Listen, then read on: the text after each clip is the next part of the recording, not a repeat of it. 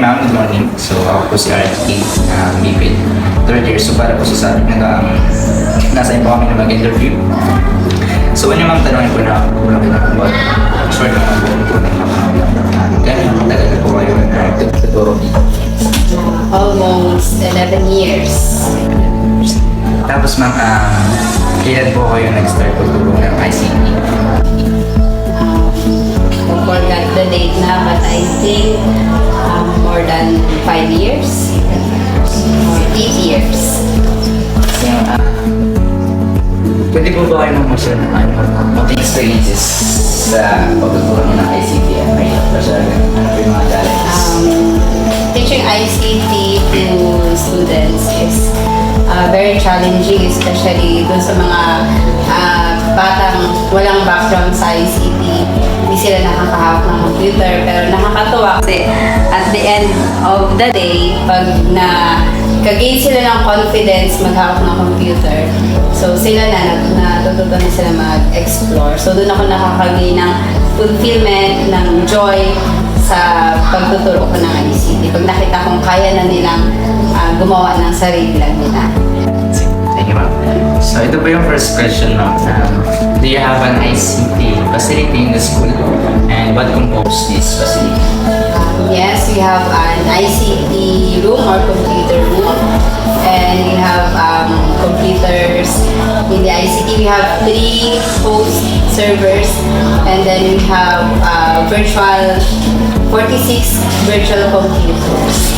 And then we also have 46 laptops that was delivered to us last school year.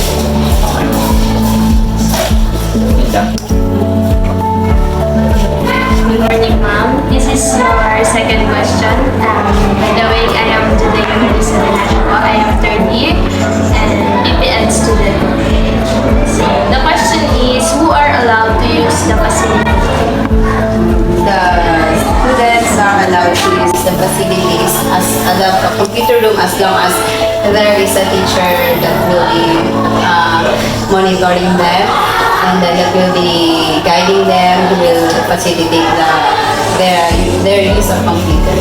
And also the teachers can use the computer, but usually they just borrow laptop para magamit nila sa pag-prepare ng lessons. Ako po si Will Harding po, PPN server po. Sa akin na nasa modernized po na tayo. May mga different ICT facility na po tayo. What are the some rules, guidelines to use your facility about ICT po?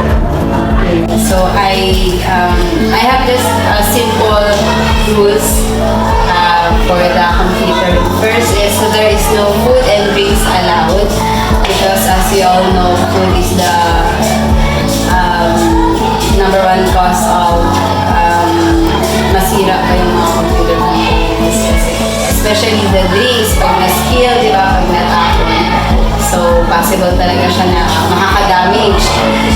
So, nahigpit talaga ako sa students pagdating doon na no foods and drinks. And then number 2 is no bag or backpacks allowed inside because we have small computer components that can be easily grabbed by the students and then, snatch.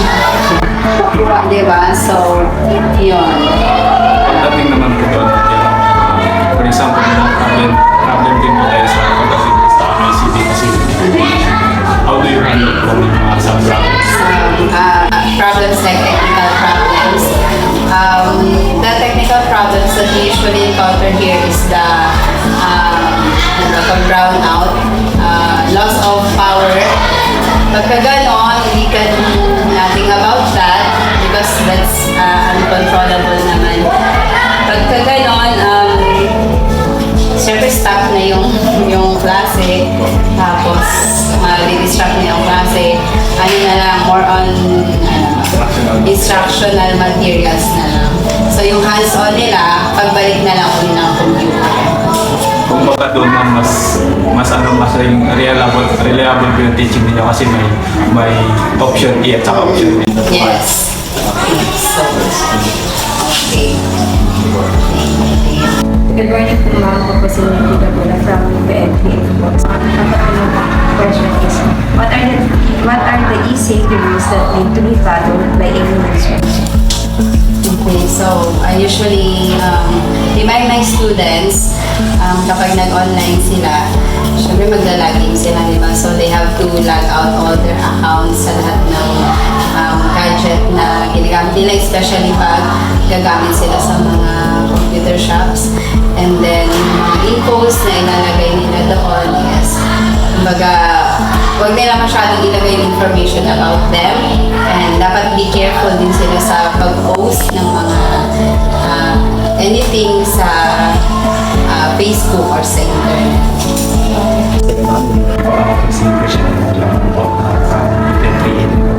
For your last question, ma'am, do you have suggestions for us on how to become an ICT literate student? Okay, so we are now in a 21st century era. So when it comes to technology, kailangan makasabay tayo sa mga pagbabago, di ba? So to become an ICT literate, we have to maximize the use of computer or ICT, any ICT equipments that you have. What I mean by maximizing is explore the programs that we are not familiar na gusto, diba? And we can also watch YouTube videos, diba? Mga tutorials if you want to ma-master yung isang computer program. So, yun siguro yung aking ma-advise. I-maximize and then huwag matakot mag-explore ng mga programs sa ICT.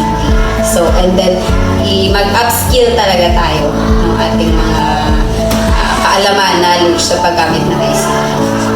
So, Ma'am, okay na po ba makita yung facility mo, ma'am, sa ICT? okay, sure. So, doon yung aming computer room. Sige, ma'am. So, let's go.